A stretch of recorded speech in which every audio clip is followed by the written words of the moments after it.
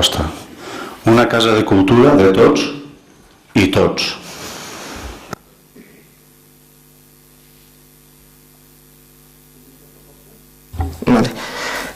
L'exposició de motius, la presentació pel grup municipal d'Esquerra Unida, està clar. L'exposició de motius és que la Casa de Cultura de Castalla és un espai públic municipal que acull al llarg de l'any multitud de manifestacions culturals com teatre, ballet, jornades formatives, etc., organitzades i desenvolupades pel gran teixit cultural del nostre poble.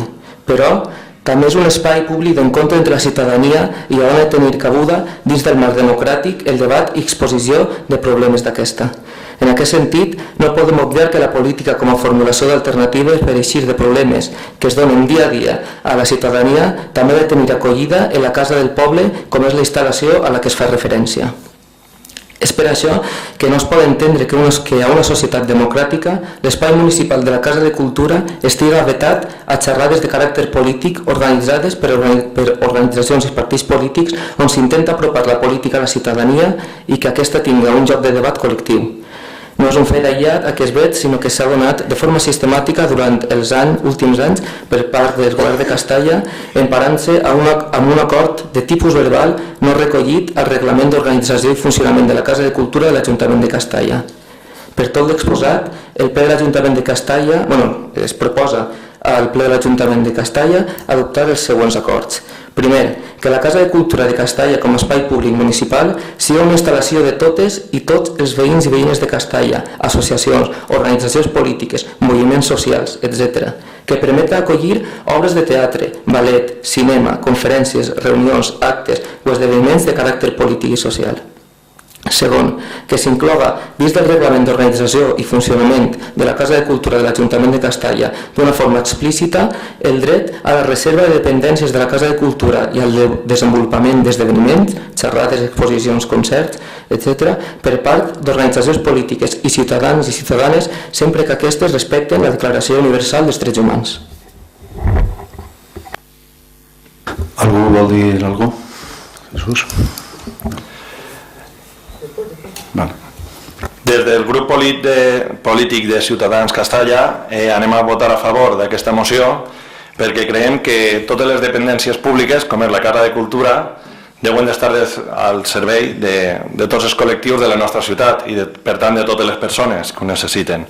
A més, també veuríem correcte ampliar l'ús d'altres dependències municipals, com pot ser l'auditori, també per complir un poc en les necessitats que tinga cada associació. I ja està. Luciano. Este tema, Rubén, nosaltres tenim experiència en ell. Quan nosaltres estàvem en el govern, jo vaig parlar amb Rubén perquè teníem un problema de que no es deixaven gastar dependències municipals, és a dir, més concretament la Casa de Cultura, per a fer xerrades polítiques o reunions polítiques i tal, a lo que jo vaig parlar amb el senyor secretari si se recordava de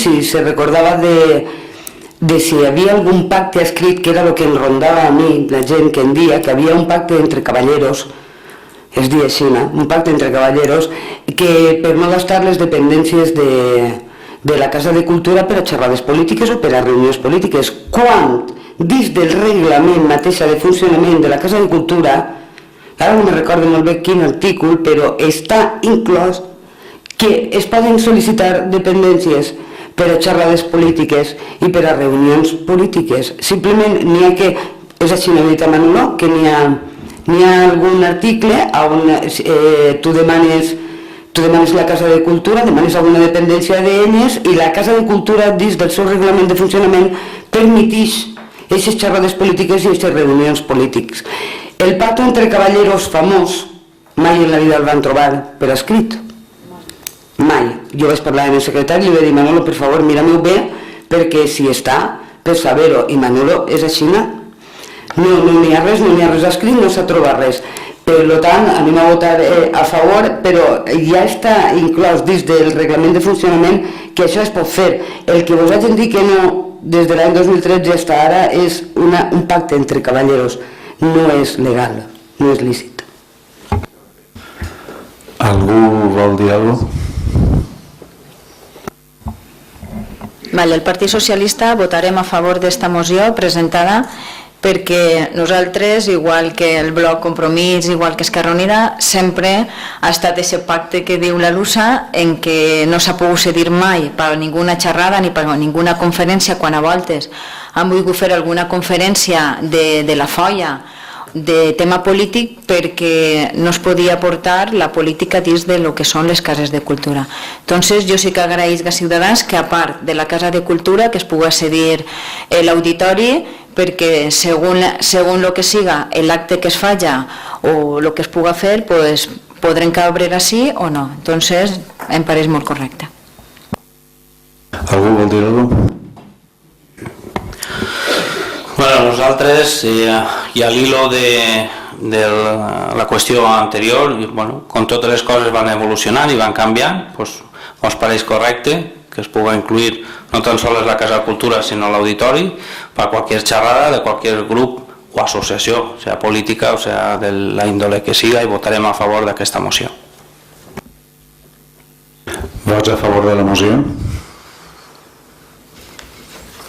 S'aprova per unanimitat.